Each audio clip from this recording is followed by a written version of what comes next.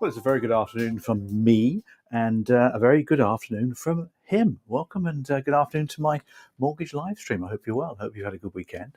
I hope that the run up to Christmas is treating you well, and the Black Friday deals, you got some good ones. I don't know, it all seems a bit ridiculous, this Black Friday thing. It all started about 2-3 weeks ago.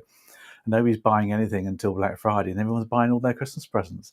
It kind of defeats the whole object, really. I don't think the retailers actually really like it, but there we are. I was reading about that the weekend. But hey, it doesn't really affect the mortgage market and the financial services market so much, does it? So we've got some ideas to help you in your business. Now, particularly if you're looking next year at your goals and your objectives, what you want to achieve from your mortgage broking business next year, mortgage advising business, you might be thinking more about protection. You should be, because it's the right thing to do. Whatever people say about it, it's the right thing to do. Do the right thing, not just do things right, I think is the key phrase to use here. But if you're finding it getting quite busy, and you will do next year as more and more transfers come in and redemptions and people wanting fixed rates renewed, and of course the housing market itself picking up with interest rates coming down, a bit more activity, you might find in that boom and bust thing, where it's boom and you've got too much to do. And you might therefore want to refer on, and we've got 10 top tips to help you refer your clients to a protection specialist. That's coming up shortly. And then I've got a little snippet for you on human communication. A lot going on AI over the weekend, artificial intelligence and how it's taking things over, etc. But at the end of the day, it is about human connection that really matters. Anyway, I hope you're well. Hope you're good. So let's make sure that we are on air. So that's a good thing as well. So let's head over to our first little session for you on referring to a mortgage or protection specialist. Of course, this is something you don't have to do, but if you do require to refer on, then you can do so as well. So let's just pop across then to some slides, and we'll take a little look at some of those things for you. So let's give you a little picture to start with, and I'm going to jump on in as well. There we go. Now, what am I talking about here? This is obviously a picture of a crowd. You probably recognise it as an A&E department in some hospital somewhere in the UK. Now, a few weeks ago, I had to go to A&E one night. Long story, and I'll tell you about it another time. Perfectly fine.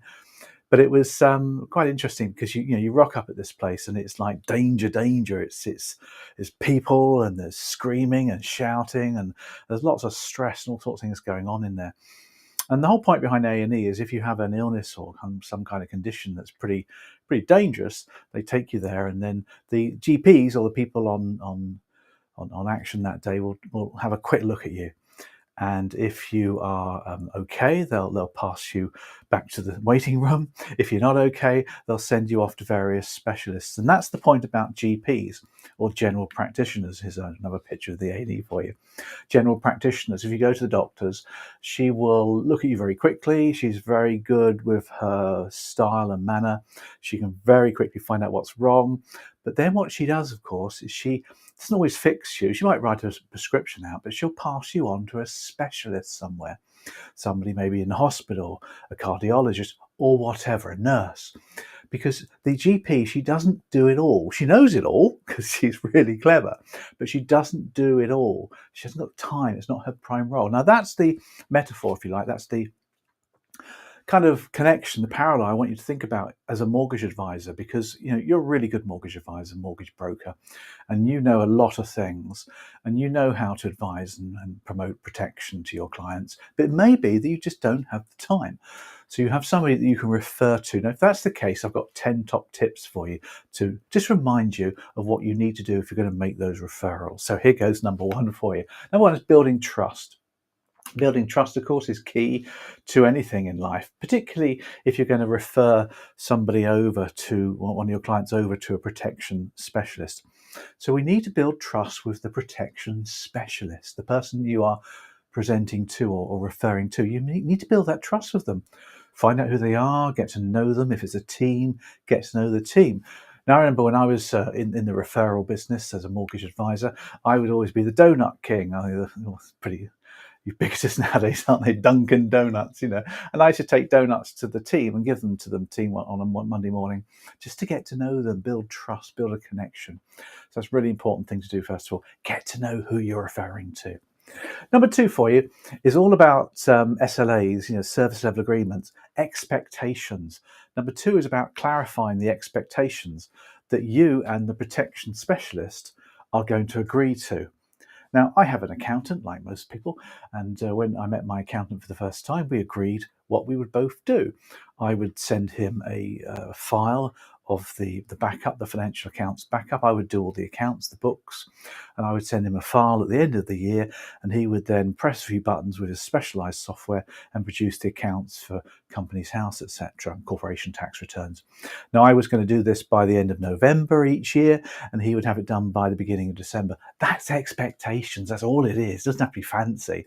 But you need to clarify expectations. In other words, how are they going to keep in touch with your client? What are they going to say to you about once they've spoken to the client? How quickly will they contact the client? That sort of thing. Agree expectations, I think, is a key one for you as well. All good, as they say. Number three then comes down to how you hand over the referral. Now, think about it logically. You've got a client who trusts and loves you, so you've got to have a seamless client handoff. Now, one of the best metaphors for this is rugby. I'm a big rugby fan, as you know, and a big Gloucester rugby fan. And we had a good victory at the weekend, didn't we? It was the first one for a long time. But one of our greatest players of all time, a guy called Danny Cipriani, he was a great passer of the ball. There's a lovely photograph. Let's move out of the way so you can see that. The lovely photograph of Cipriani doing his thing. And as you can see, he is a great passer of the ball. And that's the point, because what we expect you to do is to be able to pass the client over to your protection specialist seamlessly. And one advisor I was working with, what she would do is she'd get to the situation where she was going to pass it over, and she'd actually go onto WhatsApp and get a little joint WhatsApp call going. Sometimes she would phone the protection specialist and introduce the client live to them. And sometimes she would do a video call and bring the protection specialist into the call just for a minute, just to say hi. And then that's the handover, you see. I think that's a really good thing, because you want your client to be looked after, and you want the protection specialist to have the best chance of giving some really good advice, don't you think? I like that one, don't you? Number four is value proposition. Value proposition here for you. I've talked about this a lot. This is where you introduce yourself at the beginning of meeting your client, and you shower them with the value that you provide. It's often called an elevator pitch, value proposition, call it what you like. We have a lot of compliance to do here, of course we do. But it's here that you tell the client how you work.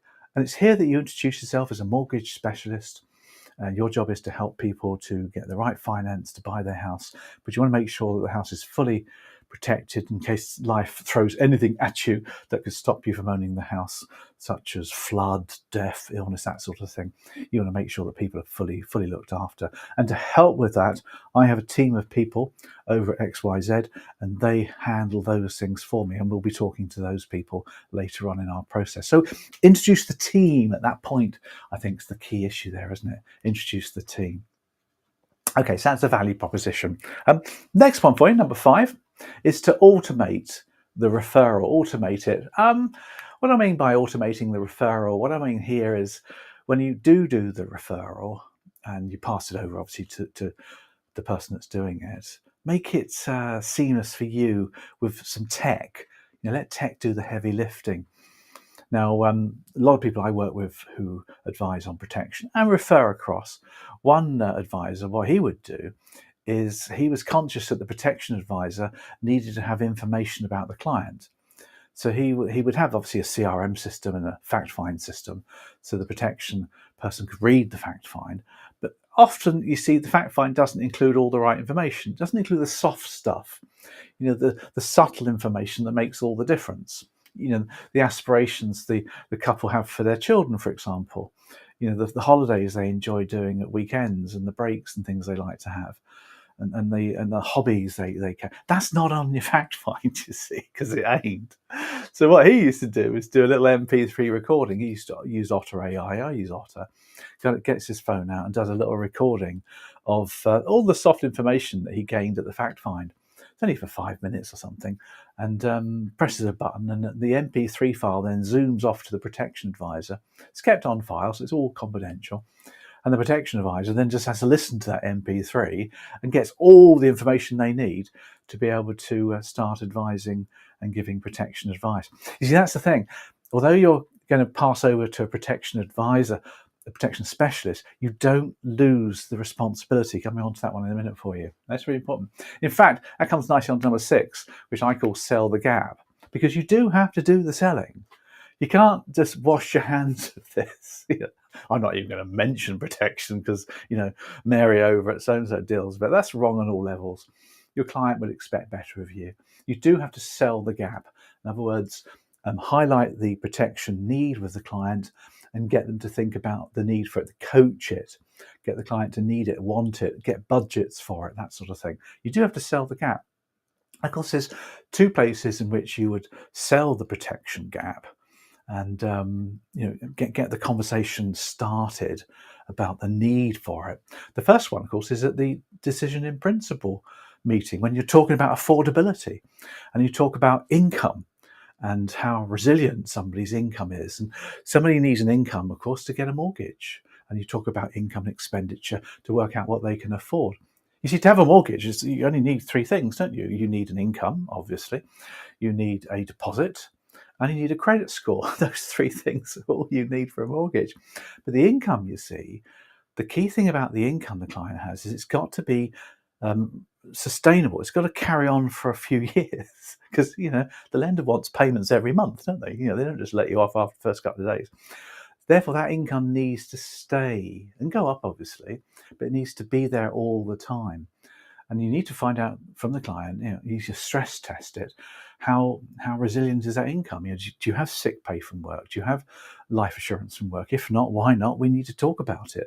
So it's really income protection, IP, and FIB, of course, at the DIP. A lovely stream of acronyms there for you.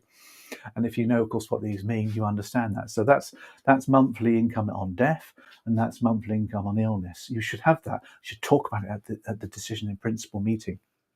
And then, of course, the actual life assurance protection comes around normally at the fact find. That's when you'll do something like the Lifeline, which is that great tool to highlight the client's life. So make sure that you do sell the gap before you pass it over to the protection specialist. You don't want them doing huge amounts of work and they may not be successful. It's your client, after all.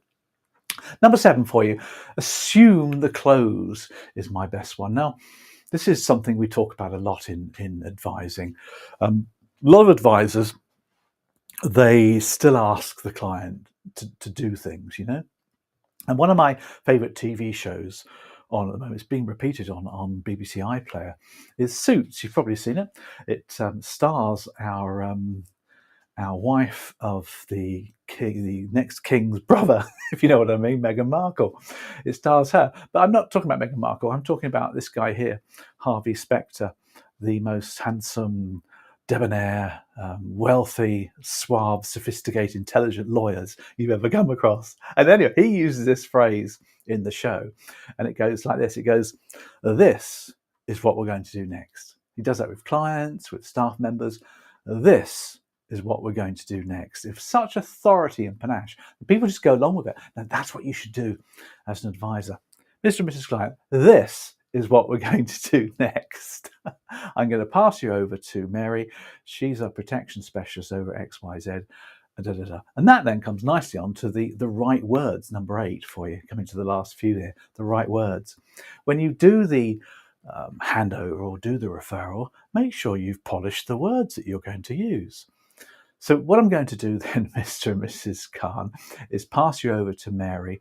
She's our protection specialist over at XYZ. She's going to pick up the phone, give you a call, and she's going to take care of you with all the protection within the budget that we spoke about.